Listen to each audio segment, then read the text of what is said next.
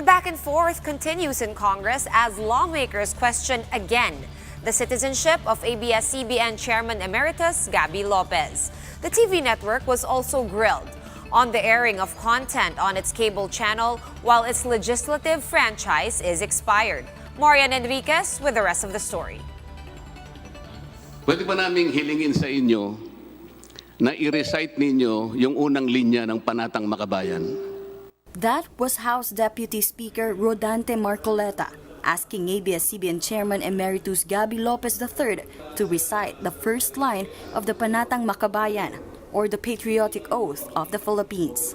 During yesterday's joint committee hearing, still on the franchise renewal bid of ABS-CBN, Marcoleta once again questioned the citizenship of the ABS-CBN executive.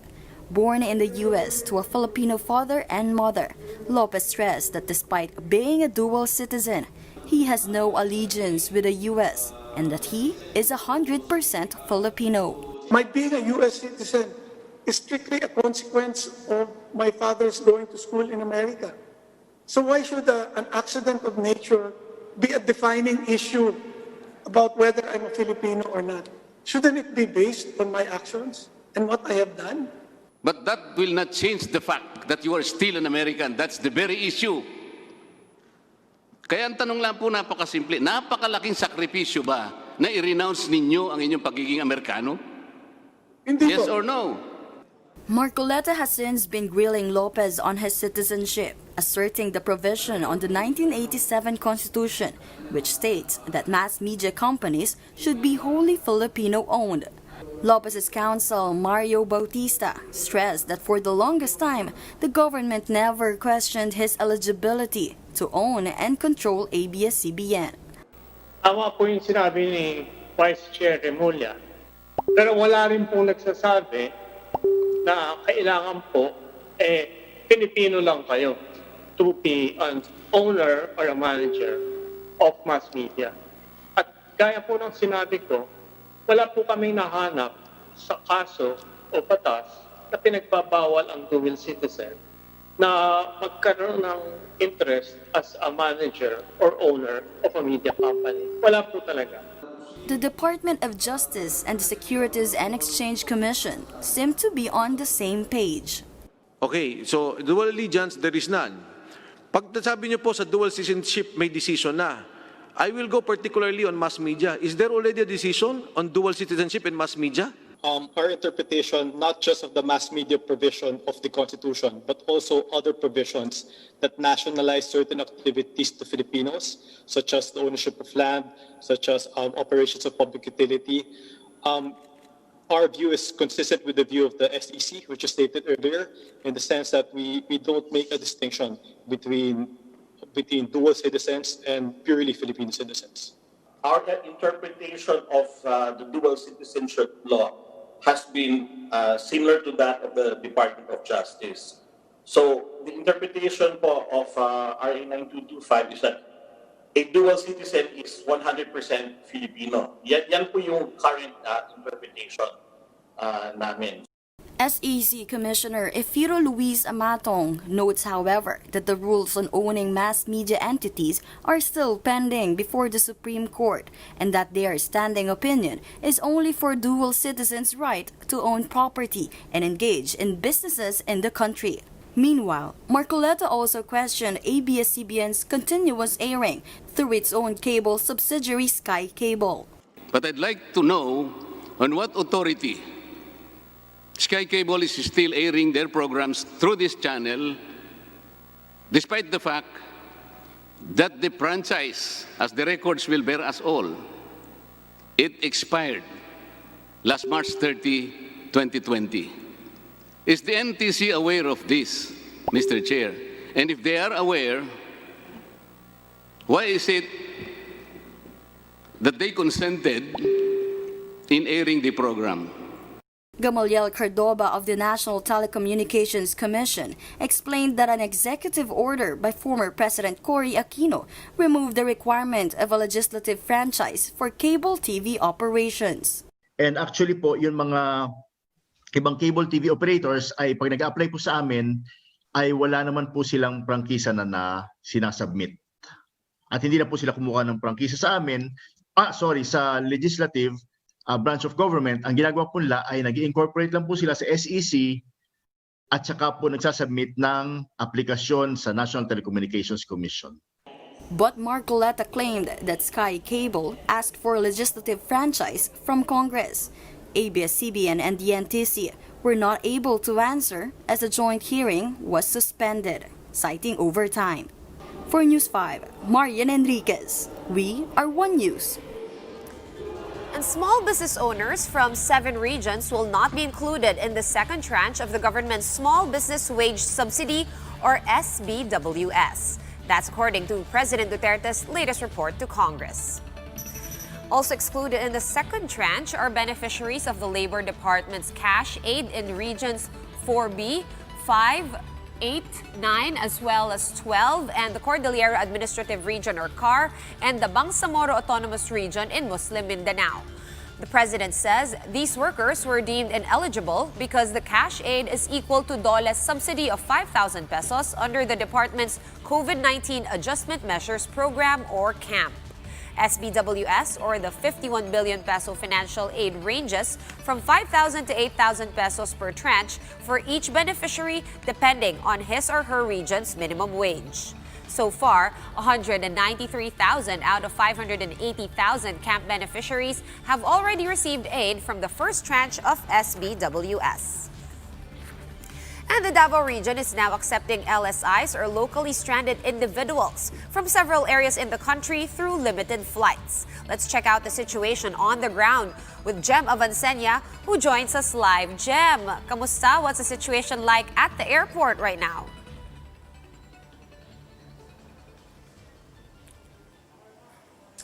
Sean, Davao International Airport is now operational for commercial flights as it reopened yesterday, June 8. But unlike yesterday, only few individuals are here outside the terminal, and most of them were addressing concerns about their bookings. According to Civil Aviation Authority of the Philippines office in Davao, flights are still limited. Davao-Manila flights will be scheduled Mondays, Wednesdays, and Fridays with only one flight per day. Tuesdays and Thursdays are for Davao-Cebu flights, while Davao-Clark flights are scheduled every Saturday. On top of the scheduled commercial flights, the airport continues to serve sweeper flights. In fact, 2 sweeper flights from Manila are expected to arrive today.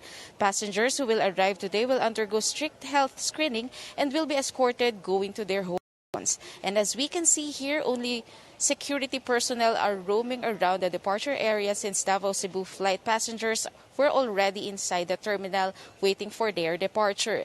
This is quite different compared to yesterday's situation, as many passengers went here hoping that they could book and ride the flight at the same time. But authorities advised passengers to secure a ticket first before going here to avoid hassle.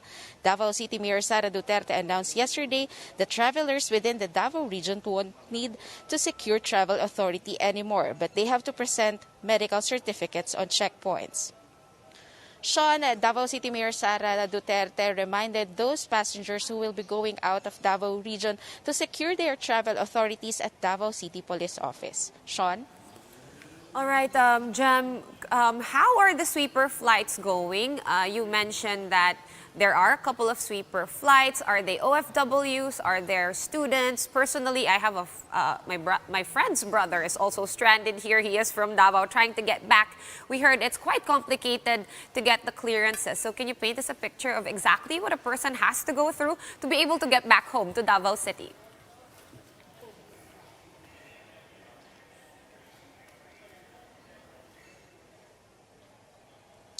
Sean, according to authorities, of course, they really have to secure a travel authority and a medical certificate indicating that they are not PUI nor PUM because of COVID-19. And of course, after they arrive here at Davao International Airport, they will have to undergo strict health screening. And last time we've heard that they really have to undergo RDT. And if they fail the health screening, they will be sent to Southern Philippines Medical Center for retesting and isolation.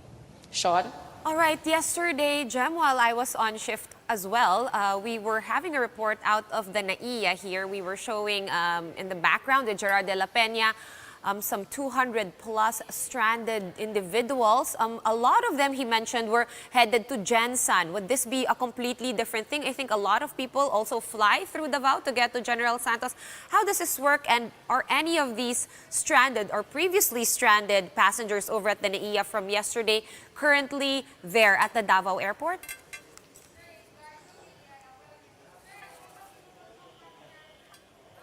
As to confirmation, Sean, if those stranded passengers in NAIA yesterday were included in the sweeper flight that will arrive today, we still don't have any confirmation. But for those who are planning to go to General Santos City via Davao City, they still could get a flight, and then from here to Davao City, they could travel by land going to General Santos City.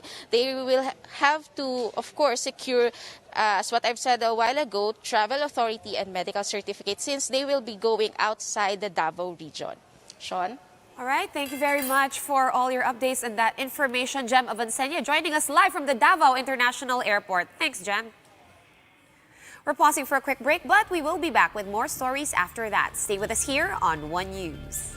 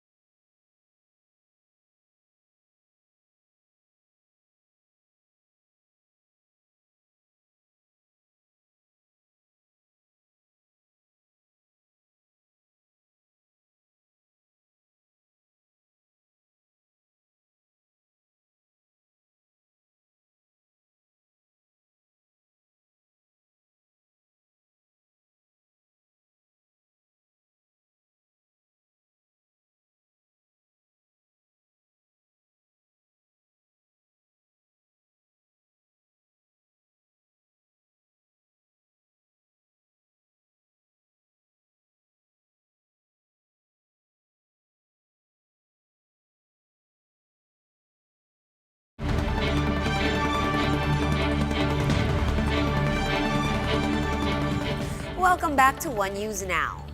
Street vendors in Baclaran, Parañaque are asking the local government to allocate a space for them to make a living amid quarantine rules. Justine Punsalang reports to us live from Baclaran. Justine, kamusta ang ating mga tindera dyan?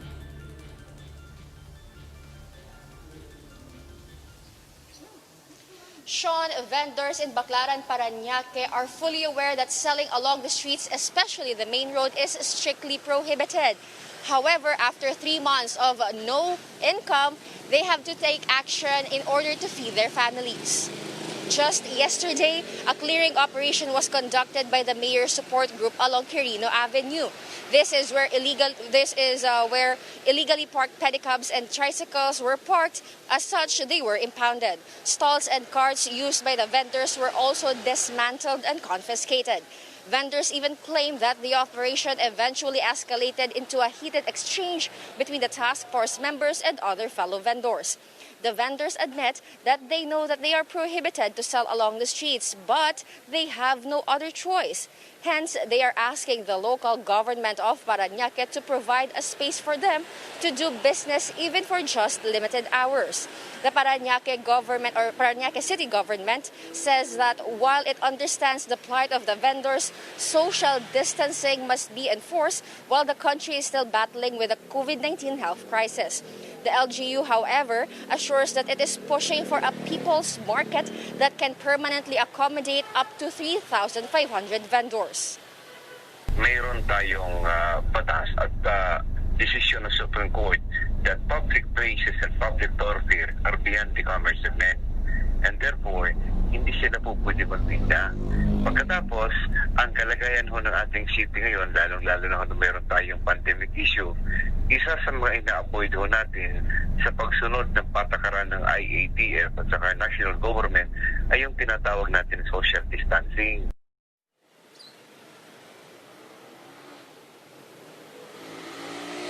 Sean, the city admin of Parañaque, said that the People's Market is just waiting for the go signal of the national government.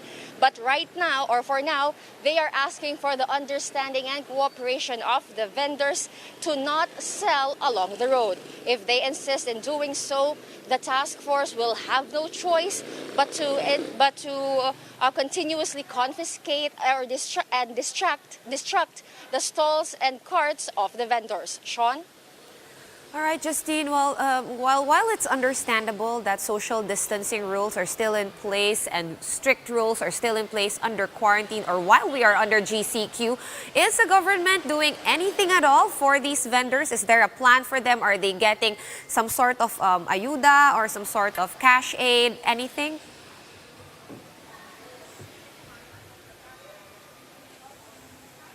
Well, according to the vendors that we've spoken to, they did not receive any aid from the government. But here in Parañaque City, the government has said that they have distributed food packs for those who were affected by the 2 lockdowns or calibrated lockdowns. As for the vendors, however, we did not receive information regarding that, but the government said that they are pushing for the People's Market where the vendors, the now illegally considered illegal vendors, could stay for permanently, where they could sell their products.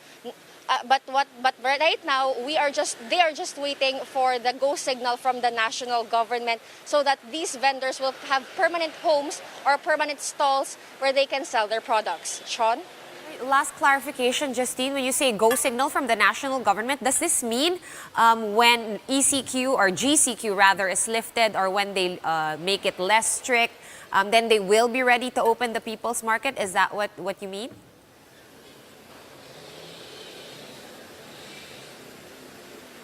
Well, actually, Sean, according to the city administrator of Parañaque, they already have a 100 million peso budget for the People's Market. And it was actually, it was planned even way before the COVID-19 entered the country. But I guess the crisis halted the planning and the construction of the People's Market. And right now, they are still waiting for the go signal. It is not clear whether the go signal will be given after the GCQ or within the GCQ or after the COVID-19 crisis in the Philippines. Sean? All right, no certainty for the Baclaran vendors for now. Thank you for that update. News 5's Justine Punsalang joining us live from Baclaran. Meanwhile, the World Bank says the ongoing health crisis is expected to plunge the global economy into the worst recession in 150 years.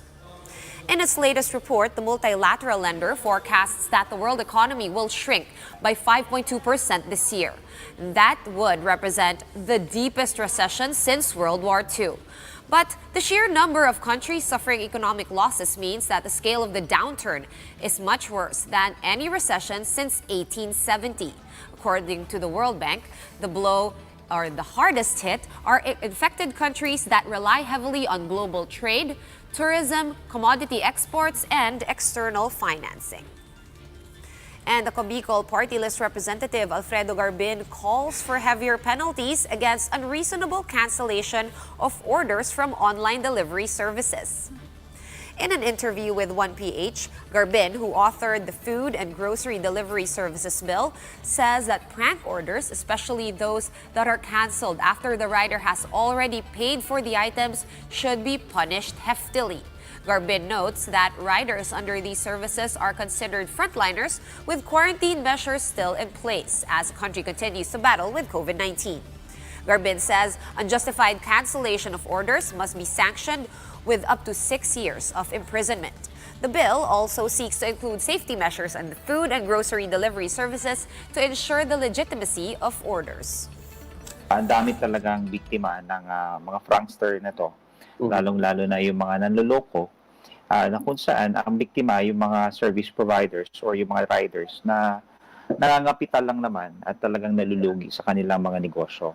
So nakakaawa, and we have to put a stop on it, and we have to announce that this will be criminalized and will be fined and will be imposed a penalty of imprisonment para matakot naman sila. And free Wi-Fi might soon be a possibility as schools prepare for the shift to so-called blended learning come reopening of classes on August 24. In President Duterte's latest report to Congress, he says that the Department of Information and Communications Technology, or DICT, will be coordinating with the Education Department as well as the Commission on Higher Education for the rollout of the plan. The DICT will be tapping state universities and colleges, as well as other educational institutions, to help implement the program.